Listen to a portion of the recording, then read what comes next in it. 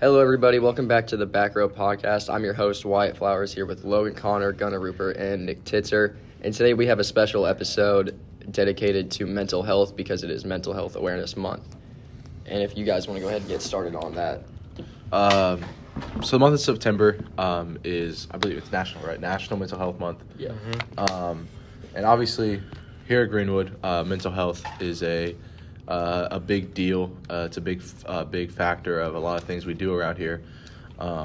Friday night, the football game. It's the theme is neon, and the people over at Anthem,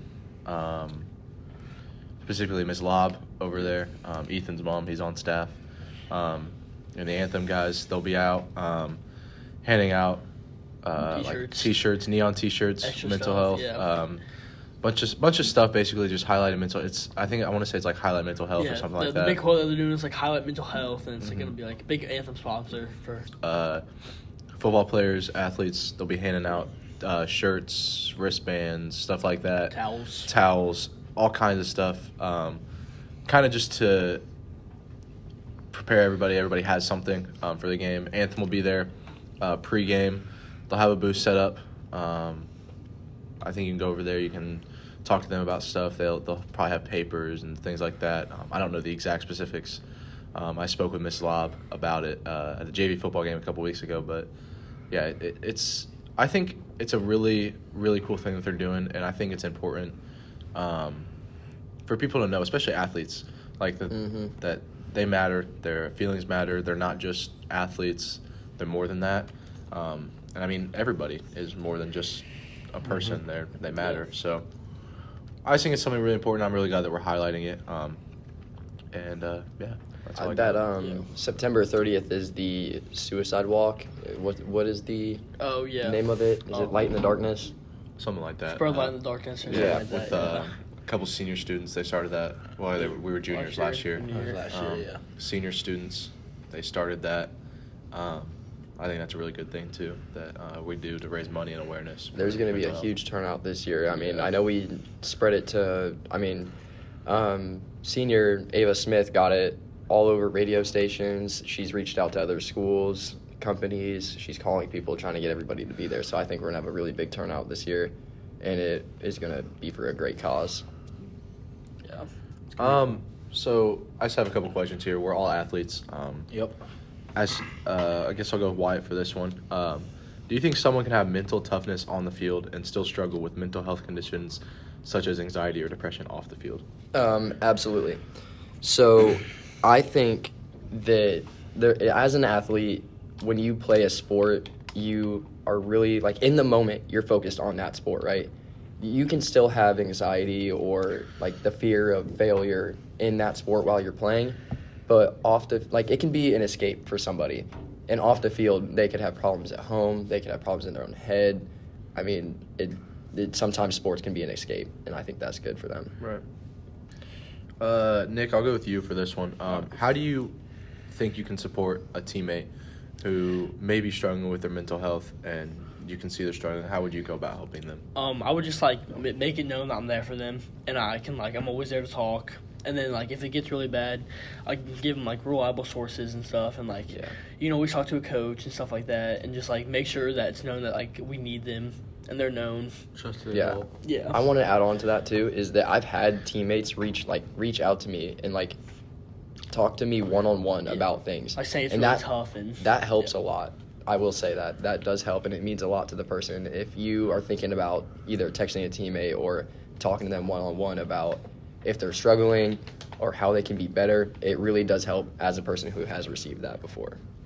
Gunnar, do you think the pressure to have mental toughness as an athlete can impact someone's mental health in their life? And do you think that athletes can feel reluctant at times to speak up about how they feel because they don't want to come off as a soft image or come off that way to society? Yeah, I feel like coaches just always print this picture of an athlete in our heads of being tough and not being soft, mentally soft, and not being being scared or nervous or just being confident. And I feel like that can really just mess with someone's head. Take a toll on it. They may take that to life personally, and taking it to where they think they can't show their emotions off the field as well. Mm-hmm. So I feel like it can really, really hurt someone mentally. Do you think that, your older brother was a great athlete here, doing good things in college. Do you feel like a sort of, like there's like a name or an image that you have to live up to as a younger sibling of somebody who has gone through? And do you feel like that can take a toll on like the way you play sometimes, thinking that you need to do more? I know he was like good, but no, I really feel like I'm just trying to create my own path instead of, following in somebody else's shadow. And I feel like if you are following in somebody else's shadow, I feel like you should be allowed to, think on your own and spread your wings out a little bit and explore stuff on your own. Why do you guys think it's important to have open conversations about mental health? Yeah, where else are you going to speak about it? That's Yeah. the thing. Parents always say they're there for you, but do you really want to open up to your parents? Other adults say they're there for you, but sometimes you don't want to open up to an adult. Like an adult, you want to open up to your friends. It's really good, like whenever like we're all close here and stuff, we can all just talk about this and not get down with each other. It's a big problem that a lot of places have. It's where people just feel like scared or nervous or unsafe to be able to talk to someone, and they hold it in for so long, and it just eats them away piece by piece. Whenever you like push it down deep down, that's when it gets worse. Yeah. So you really gotta talk about you it. just gotta release it. Find someone you can trust and someone you love, and just release it. Yeah, I definitely agree with what you said, Gunnar, because I feel like a lot of times, if you're struggling with something as an athlete, going to your coach, sometimes it's hard because I'm not saying like specific coaches do this here, but some coaches could just be like, "Oh, you're fine. Deal with it. You're being soft. You're being ridiculous. You're overthinking. You're overreacting. Whatever." And then just tell you, just go to practice. You'll be fine, or just go do the workout. You'll be fine. Like you'll get over it. You'll get through it. But then like really, when you're at home or you're wherever driving home by yourself, you just like there's nothing else you can really do other than sit there and think about it. And I feel like that's what really gets to people, is just sitting there and like you think about it. Yeah. And once you start to think too much, like your You're thoughts stuck. just take over you. You're Yeah. stuck. And I feel like we have great people here at GHS, especially in the athletics department. Campbell, he was a coach for so many years. He knows, and Miss Glaze, even the secretary. I just feel like there's so many great people surrounding the athletics here at GHS to talk to, that really, if something's going on, there's no reason for you not to go to those people. Even Mr. Sutton, one of the guidance counselors, was like involved with athletics forever. He went to Greenwood, Yeah. played 10 3 sports here, Yeah. 2 or 3 sports here.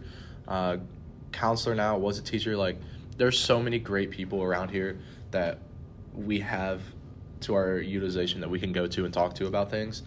And I know that recently they've been advocating for it more, but I really think people need to know that like people are there to talk to. Yeah. We've got Sutton, like you said. Coach Bass is really big on mental health, and baseball is a really like mental sport. Coach Dishman. With football, yeah. He went through like a big phase I've of heard about that. mental health and stuff. Yeah, and like he was a big part in the light and darkness walk. He helped them out a lot. And like if you look at him in all the sport and like in the NFL, like what he had to go through. He was a professional football player for 10 years almost. Yeah. Played Division I football in Nebraska.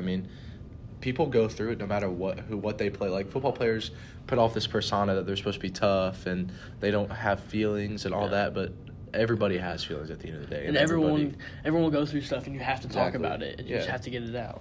Because I feel like if you don't talk about it, like Wyatt said, you just bottle it up. That's when it gets to the point where it's almost like it's like a physical pain. Like you can feel it too, and you know when it's like getting bad.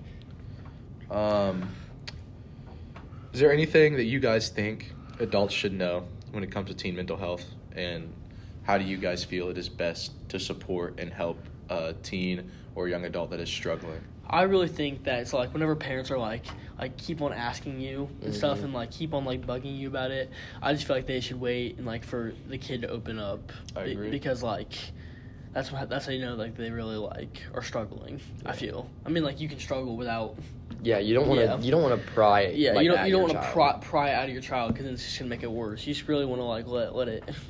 come out by itself. Naturally, yeah. Like they'll I talk to feel you like about it. a lot of people's parents think that they obviously it's your parents. They're not trying to be your friend, right? They're trying to teach you how to be a person, how to grow, how to be a functioning member of society. But at the end of the day, sometimes it is good, and my parents do this. Sometimes it's good to have those days where it's like not your parents, but it's like your friend, and like you guys just hang out and you talk and sit and watch TV and do all that stuff have a that good day families do. together, Yeah, yeah. go out and do things. I really feel like some kids, and you can see it in some kids, like their parents aren't very supportive of them, or they aren't like there for them the way that they should be, and it's really it's sad to see people go through that stuff. It's and terrible. And I feel like, especially again being in athletics and being in school and having those father figures or mother figures there for you through school and athletics that aren't there in your home life, I think that's something that's really huge and really awesome about this school. I mean, Mr. Gassaway, I want to say his first meeting he had with us last year, he told us that, because he has a daughter in our grade, he said, I don't have one child. I have 350 in this grade, 350 in the next, 350 in the one after that. Yeah, and the fact that we still remember that is... It really, really hit home to a lot of us, and especially those that don't have those father figures. When he said, I don't have one kid, I have 1,200 kids, that really means a lot to hear from a principal that covers your whole school, and he is just to know that he's there for everybody. I mean, like in the morning, like I hear him say like someone's name. He's like, "What's up, Nick? Good morning," and like giving everybody fist giving bumps. everyone fist bumps, and just like he remembers everyone, and it really like hits. Yeah, because I remember first day walking into school, and he goes, "What's up, big man? I see you all over the news all summer." Like he knows and he connects with each and every student, and notices what they're doing in school, out of school, extracurriculars, stuff like that. And I think it's really awesome. Yeah. What do you guys think it means to be resilient, and how can sports help build up that resiliency?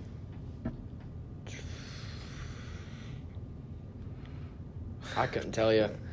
I feel like being resilient is when you, not even in just sports, but we can go with the sports analogy.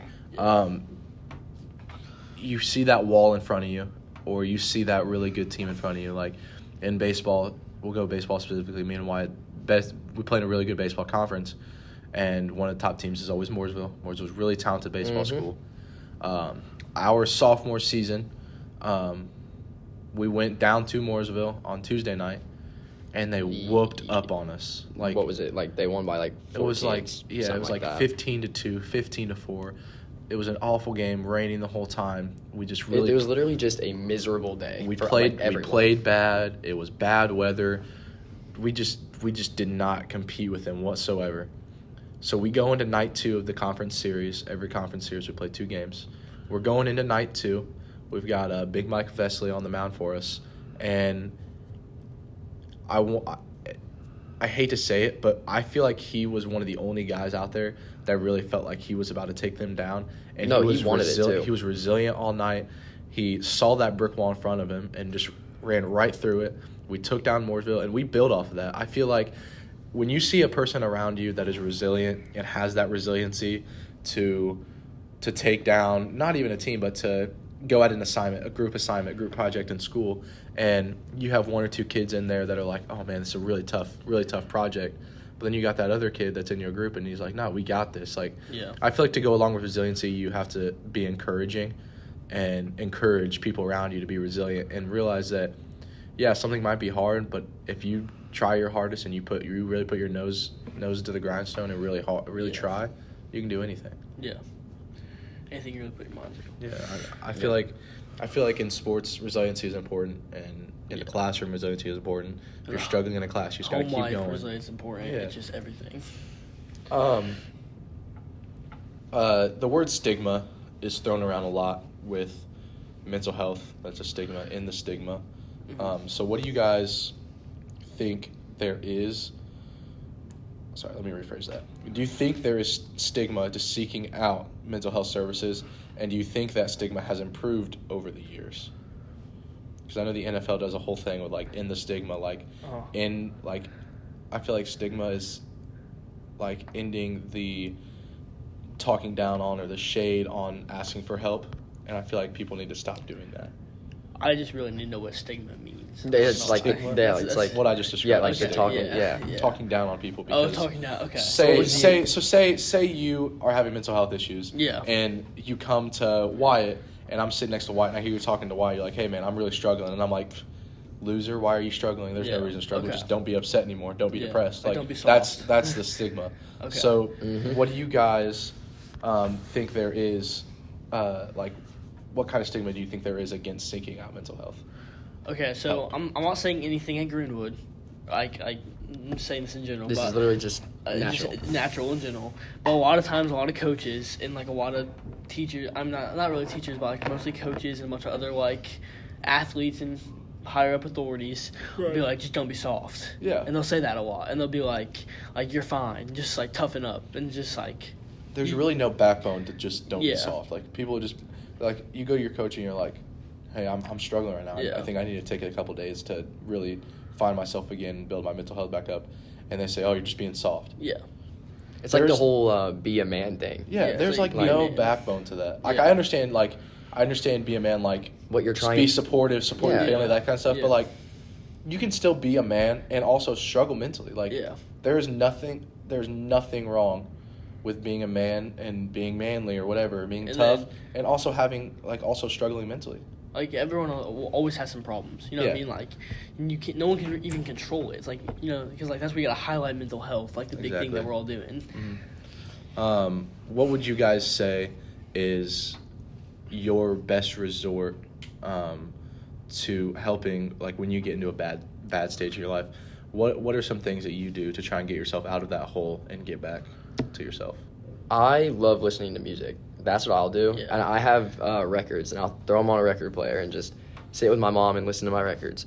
But there's also like this thing that I like to do in my head where I like try to picture like the bad emotion as like a person, and then like the other person trying to kick them out. You know, Yeah.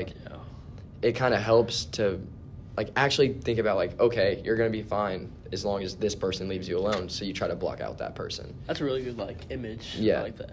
I really like lifting weights. Like it just came on me recently, but Yeah. I really love working out, and it really helps me like cope with everything. Yeah, just pushing hard. Yeah, no, just like pushing the weight as hard as you can, and just like getting everything Just out. you and the bar. Yeah. Yeah, you, the music, and the bar. Exactly. And just leave it all out on the line right there. So for me, my thing I found recently with my senior project is I love helping people. Yeah. And whether it's volunteer work or, I mean, just being a good person in general. I think with my senior project, I worked with the mascot for the Indians, and all summer I just worked with him, and I just saw him make so many people happy just to see him, and made so many little kids smile and laugh, and that just, it really does something to your mind and to your heart that just makes you like think like, I want to make people happy for a living. Like that made me realize like that's what I want to do with myself. That's what I want to do with my life. Like I want to make people happy. Yeah. And you can do that with any career path you want to do. I mean, education, like elementary education is teaching kids, but also shaping them into being good people and enjoying life and having fun. And volunteer work, anybody can volunteer on the side. I mean, volunteer through your church, volunteer through the school. Mr. Gasaway just sent out a mass email to all the kids in the school to help volunteer at the Colts. Like I'm doing that. I think I'm going to as well. Yeah. Volunteering, like it does something to you. Me and my girlfriend around this time last year, we volunteered with the Special Needs Olympics That'd Indiana, be and awesome. we did the state softball tournament over at Center Grove Lassie League. Like that was awesome, and I got to announce games. And every single time you say that kid's name, they get so excited just to hear their name announced over a speaker. I Like bet that's amazing. just making people happy just really just like resonates to me and makes me happy to like see at other the people Powder Puff happy. game last night. All the Powder Puff students lined up in a tunnel. Yeah, that was awesome. Yeah, and like It's heartwarming, and yeah. like we were all high fiving all the kids, and the smile on their faces Right. it was just amazing. It was something that like Mr. Gasway even said it like brought tears to his eyes because how amazing it was. It is amazing. And another thing, this is I guess more like school centralized newspaper related, but when I'm feeling down, I find something like school-wise, like athletics or something that I can write about for a newspaper. And I mean, I just write about it. Like, I just write like a story, go interview people and get insights on like what they do. Like last year I wrote a story in February and it was dark and gloomy, and it's just, life is just so boring and kind of sucky in like those months. Like seasonal depression's a thing. Yeah. And I was just kind of so bored with everything. So I was like, what can I write that would be fun for me to do, fun for me to create, and fun for other people to read? So I wrote a story about assistant coaches and like how they help out in athletics and on teams. And it was just something really fun that I enjoyed to do. And I know a lot of people find that joy in, like Wyatt loves music. Big music guy. Music tattoo. Yeah. People like to read. People like to make TikToks. People like to dance. People like to paint. People like to paint. Yeah, I mean, there's so many different things that people can do. And there's like the coloring books. A bunch of people like that to help them. Like they just even like put music in, just color, just find that zone that they feel. Find the zone where they just walk in, and then like they block everything else out. Yeah. I got one last question here, and then we'll call it a day. What can we do as a society to reduce the stigma against mental health and seeking help? Like, as a society, everybody is their own person, and it's hard to create that sort of, like, environment to where people all feel the same about the same thing. Because everybody feels the way that they do, and obviously the stigma is, like, breaking somebody down, like being like, be a man or something like that. Yeah.